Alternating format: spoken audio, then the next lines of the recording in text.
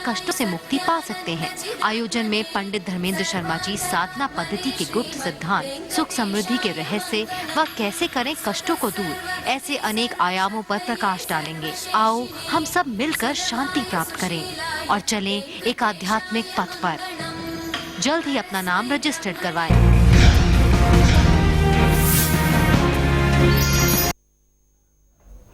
नमस्कार दर्शकों, मैं ज्योत्सना हार्दिक स्वागत करती हूं आपके अपने खास कार्यक्रम ज्योतिष ज्ञान में। और आप जानते हैं हमारे साथ खास मेहमान हैं the famous palmist, astrologer and the vastu expert professor Dharmendra Sharma ji, जो कि आपको ना सिर्फ ज्ञान भरी बातें बताते हैं बल्कि आपके प्रश्नों के जवाब भी प्रश्न कुंडली के जरिए देते हैं। चलिए सबसे पहले उन्हीं का स्वागत करते हैं। स्वागत है शर्मा जी। धन्यवाद। शर्मा जी, हर बार हम हाथों की रेखाओं के जरिए और कुंडली के जरिए बहुत कुछ जानते हैं आपके जरिए, और रेखाएं भी बताती हैं और आप बहुत सारे योग भी बताते हैं। लेकिन आज जिस योग को लेकर जानना चाहूंगी, शायद सारे दर्शक भी सुने और नोट भी करें, क्योंकि जब हम अपने आर्थिक जीवन को लेकर बहुत सजग हो जाते हैं तो हम अपने बिजनेस को लेकर, अपने व्यापार को लेकर बहुत कुछ सोचते हैं। लेकिन जैसे ही एक छोटा सा नुकसान होता है तभी हमें बहुत धक्का पहुंचता है, और उस क्षति से निकलना शायद हम लोग सोचते हैं कि अब कर्ज लेना पड़ जाएगा, अब कुछ करना पड़ जाएगा। तो उस योग के बारे में मैं आपसे बात करना चाहूंगी कि आर्थिक क्षति योग किस तरह का होता है। जी, आइए दर्शकों, आपकी हथेली में ही ये आर्थिक क्षति योग होता है और आपको बार बार क्यों क्षति का सामना करना पड़ता है, बार बार आप ही के व्यापार में क्यों नुकसान होता है। अब देखो, नुकसान तो नुकसान है, चाहे आपके व्यापार में हो, आपके जीवन में हो, किसी भी तरह का नुकसान आदमी के लिए अच्छा तो नहीं होता है।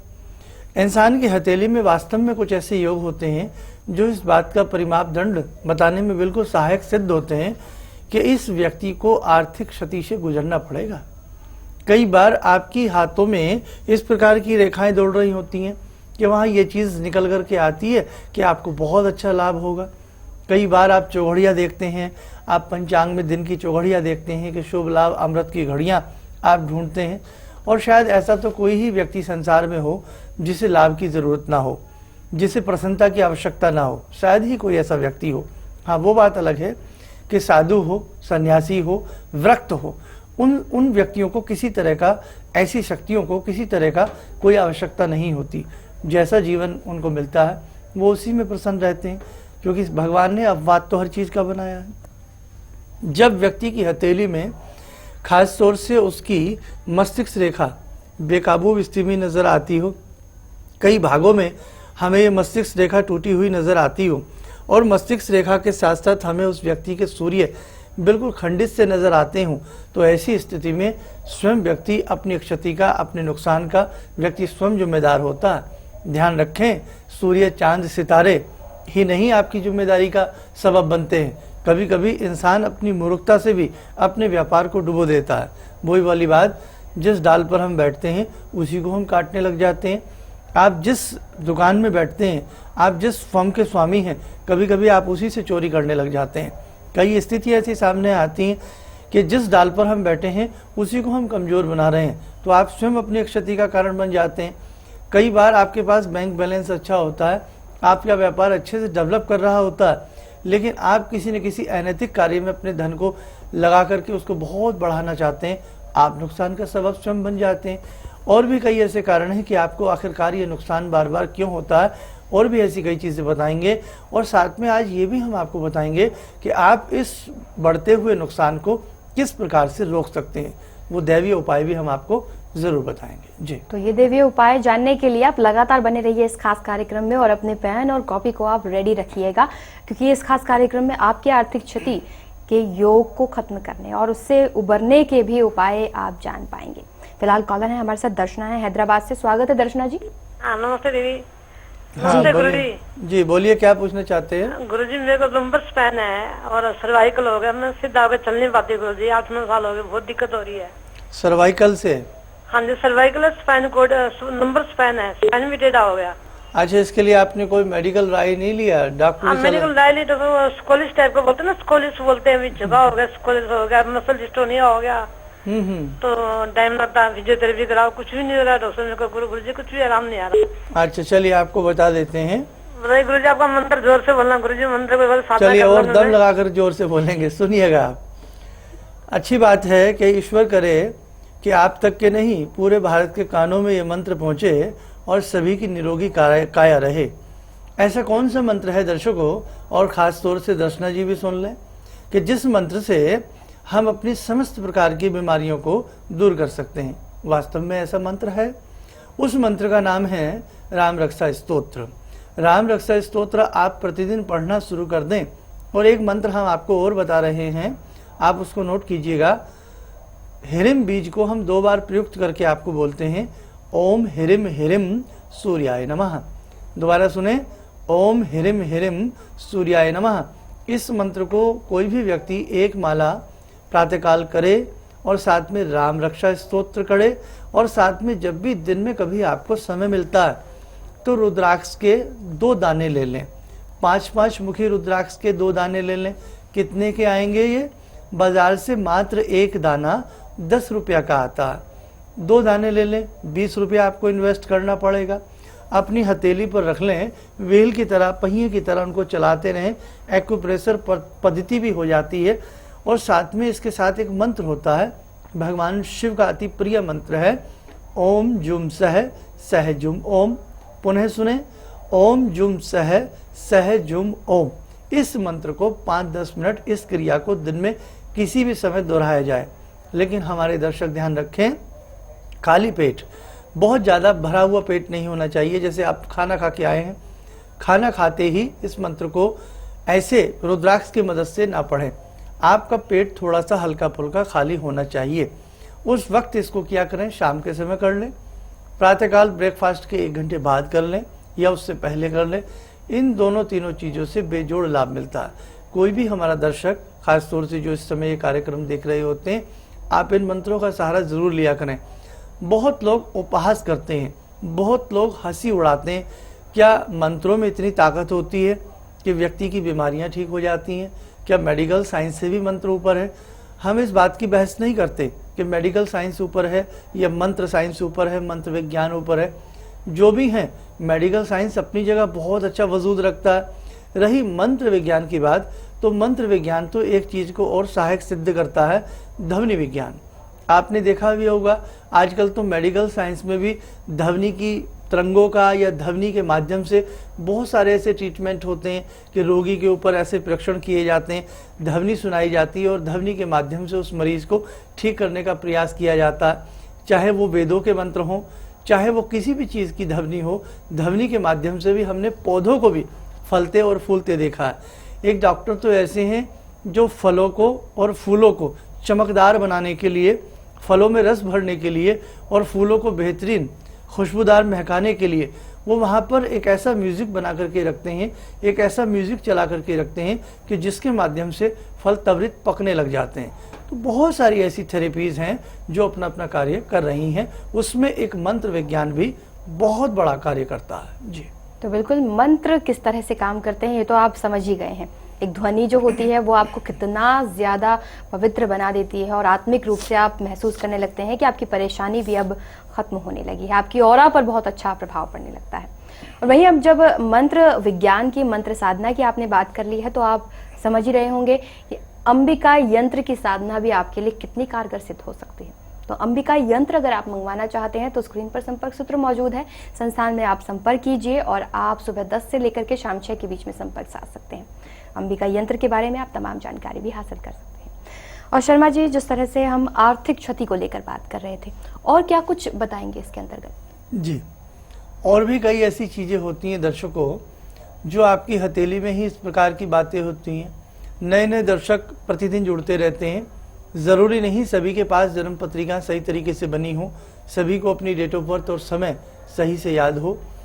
ऐसे व्यक्तियों के लिए हाथ की रेखाएं अपने आप में बड़ा सहायक रूप रखती हैं। जैसे जब आपको लगे कि आपको नुकसान पर नुकसान होता जा रहा है, किसी भी क्षेत्र में नुकसान की मात्रा बढ़ती जा रही है, आप उस समय अपने हाथ की रेखाओं को यदि गौर से देखेंगे तो आपको नज़र आएगा कि कुछ ना कुछ चेंजिंग है। कुछ रेखाएं जो पहले थी वो अब नहीं हैं, कुछ नई रेखाएं आपके हाथ में बनती जा रही हैं। बहुत व्यक्तियों का ये मानना है ब्लड के सर्कुलेशन के कम और घटने से, बढ़ने से और घटने से हाथ की रेखाओं पर असर आता है। कुछ लोगों का ये मानना है कि हाथ से काम करने पर हाथ में रेखाएं बन जाती हैं। बहुत तरह तरह के लोगों के मतव्य हैं अपनी अपनी जगह, लेकिन मुझे ये छोटी छोटी चीज़ें बीच में इसलिए फिट करनी पड़ती हैं ताकि हस्तरेखा विज्ञान के ऊपर जो आपका अविश्वास है वो हम दूर कर सकें। आपके हाथ की रेखाएं, जब बच्चा पैदा होता है उसके हाथ में गिनी चुनी 3-4 रेखाएं होती हैं। जैसे उसके हाथ में मस्तिष्क रेखा होती है, मणिबंध रेखाएं होती हैं, सूर्य रेखा भी हो सकती है, और साथ में आयु रेखा, मस्तिष्क रेखा, हृदय रेखा, सूर्य रेखा और मणिबंध रेखाएं।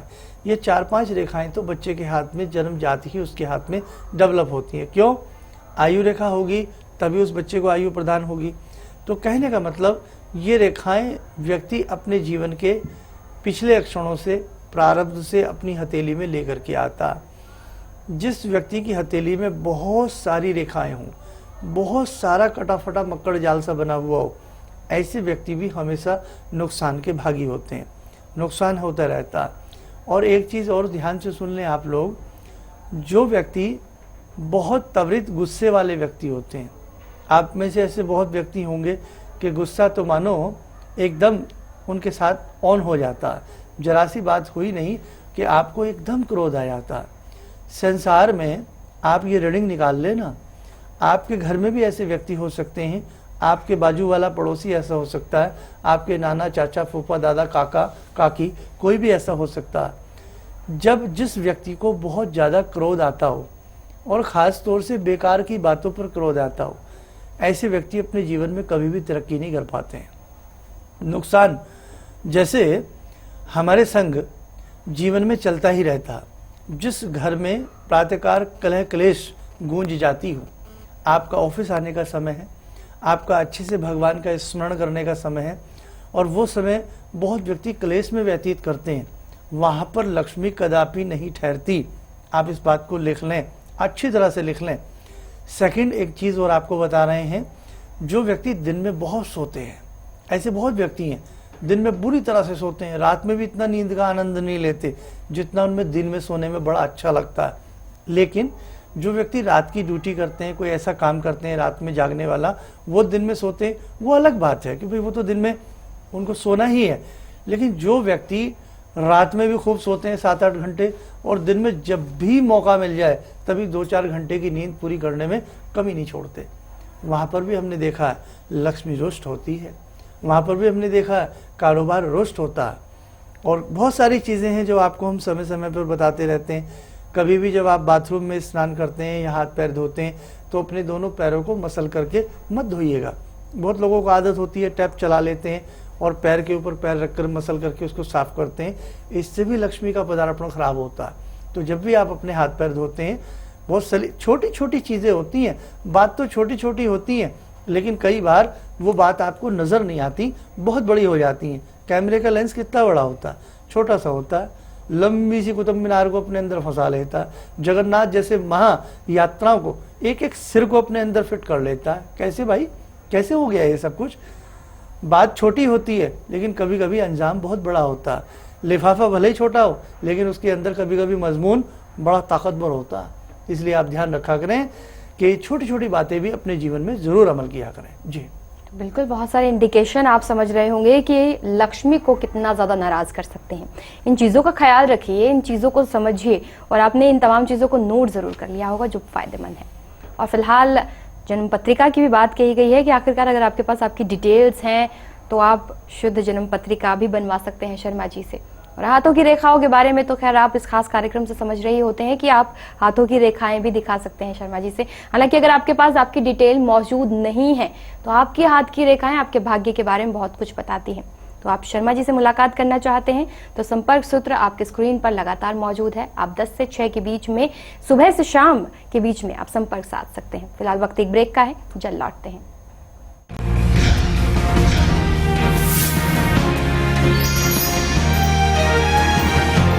मेरी मम्मी को साइटिका का प्रॉब्लम था, स्लिप डिस्क थी उनको, और पिछले 6 साल से है। डॉक्टर्स ने उनको ऑपरेशन के लिए कह दिया था। डॉक्टर्स ने हमें 10 लाख रुपए का खर्चा बताया था और ये भी गारंटी नहीं दी थी कि वो उसके बाद ठीक हो पाएंगी कि नहीं। लेकिन हम आपसे जब मिले थे तो आपने एक मंत्र हमें बताया था सर, वो लगातार मेरी मम्मी पढ़ती हैं और अभी जब उनकी रिपोर्ट आई थी तो बिल्कुल ठीक ठाक है और वो चल फिरती हुई हैं।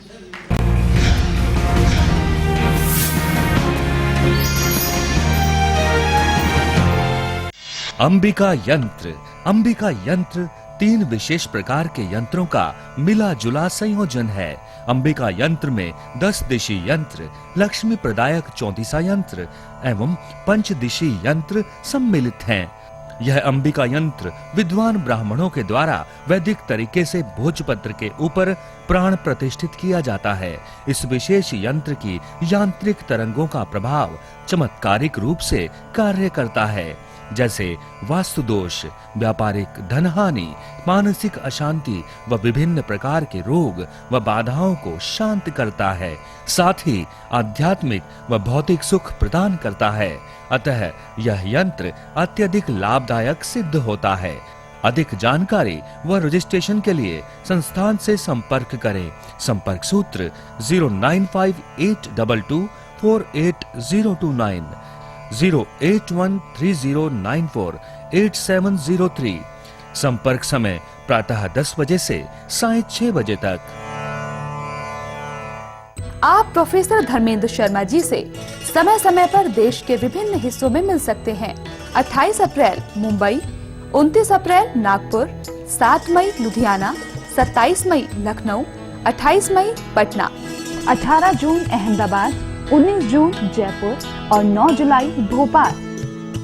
अपॉइंटमेंट के लिए संपर्क करें 09268319743, 08130948703, 09582248029। संपर्क करने का समय प्रातः 10 बजे से सायं 6 बजे तक। हमारा ईमेल है shubhlabjyotish@gmail.com। किसी भी समस्या के समाधान के लिए मिलें प्रसिद्ध हस्तरेखा एवं वास्तु विशेषज्ञ प्रोफेसर धर्मेंद्र शर्मा जी से। शिविर में भाग लेने हेतु एवं व्यक्तिगत रूप से मिलने के लिए कॉल करने का वक्त है सुबह 10 बजे से शाम 6 बजे तक। तो ब्रेक के बाद एक बार फिर से स्वागत है आपका आपके ही खास कार्यक्रम ज्योतिष ज्ञान में। और आप जानते हैं हमारे साथ लगातार मौजूद हैं प्रोफेसर धर्मेंद्र शर्मा जी। और फिलहाल कॉलर भी है हमारे साथ, इंदु हैं भोपाल से। स्वागत है इंदु जी। Hello hello. तो शायद संपर्क टूट गया है एकदम से। और फिलहाल हम बात कर रहे थे आर्थिक क्षति को लेकर। शर्मा जी, आपने बहुत सारे इंडिकेशन भी बताए कि ये चीज़ें हमें करनी भी नहीं चाहिए और इन चीज़ों का ध्यान भी रखना चाहिए। लंबे वक्त तक सोना नहीं चाहिए और पैर से पैर मिलाकर धोने नहीं चाहिए। इसके अलावा क्या कुछ बताया जा सकता है? क्या कुंडली के आधार पर इसे देखा जा सकता है? हाँ, जो व्यक्ति अपनी कुंडली जिनके पास शुद्ध जन्म पत्रिका होती है, तो आप जब व्यापारिक अक्षति से गुजर रहे होते हैं तो आप किसी भी निकटतम किसी भी मर्मज्ञ व्यक्ति को अपनी जन्म पत्रिका भी दिखा सकते हैं। जान सकती हैं अपनी कुंडली का विवेचन कि आखिरकार ऐसे कौन सी वजह है जो आपको बार बार नुकसान होता है। आपकी कुंडली में 10वां भाव आपके व्यापार का स्वामी होता है। आपकी कुंडली का 10वां भाव आपके व्यापार को व्यक्त करता है। वो बता देता है कि आपको बार बार क्यों लॉस होता है और इस लॉस का क्या कारण है। ऐसे ही जिनके पास जन्म पत्रिका शुद्ध नहीं होती, अशुद्ध जन्म पत्रिका होती है, तो वो वहाँ जान सकते हैं। वो ख़ासतौर से अपनी हाथ की रेखाएं किसी भी व्यक्ति को दिखाएं और समझें कि आपको व्यापार क्यों होता है, आप कैसे इस व्यापार से फाइट कर सकते हैं, कैसे इस व्यापार को आप अच्छा बना सकते हैं। एक चीज़ और, जब भी आप व्यापार करते हैं तो आप वहाँ पर भी अपने हाथ की रेखाएं या जन्म पत्रिका जरूर दिखाएं कि आपको किस व्यापार में जाना चाहिए। कई बार आपके ग्रह उसके अनुकूल नहीं होते हैं और आप वो व्यापार कर लेते हैं। निश्चित तौर से आपको नुकसान, अक्षति होती रहेगी, आर्थिक नुकसान आपको होता रहेगा। तो जब भी आप व्यापार करें, ये जरूर जान लें कि आपको किस किस्म के व्यापार से लाभ मिलेगा। चाहे आप हाथ की रेखाएं दिखा रहे हों या कुंडली दिखा रहे हों, तो जरूर आपको जान लेना चाहिए कि आपके लिए कौन सा व्यापार फायदेमंद रहेगा। जी बिल्कुल। और ये चीज़ें आप ज़रूर समझ रहे होंगे। और जब हम कुंडली फल की बात कर रहे होते हैं तो आप ये भी जान जाइए कि आखिरकार आपकी कुंडली में आपकी ग्रहों की स्थिति आपके बारे में बहुत कुछ बता सकती है। और आप अपनी कुंडली फल का निर्माण करवाना चाहते हैं, शुद्ध जन्म पत्रिका बनवाना चाहते हैं, तो संपर्क सूत्र आपके स्क्रीन पर लगातार मौजूद है। और आप ये भी जानते हैं कि आपके विशेष आग्रह पर ही शर्मा जी अब शुद्ध जन्म पत्रिका का निर्माण करने लगे हैं। तो आप बनवाना चाहते हैं तो संपर्क साधिए, अगर आपके पास आपकी पूरी डिटेल्स मौजूद हैं तब।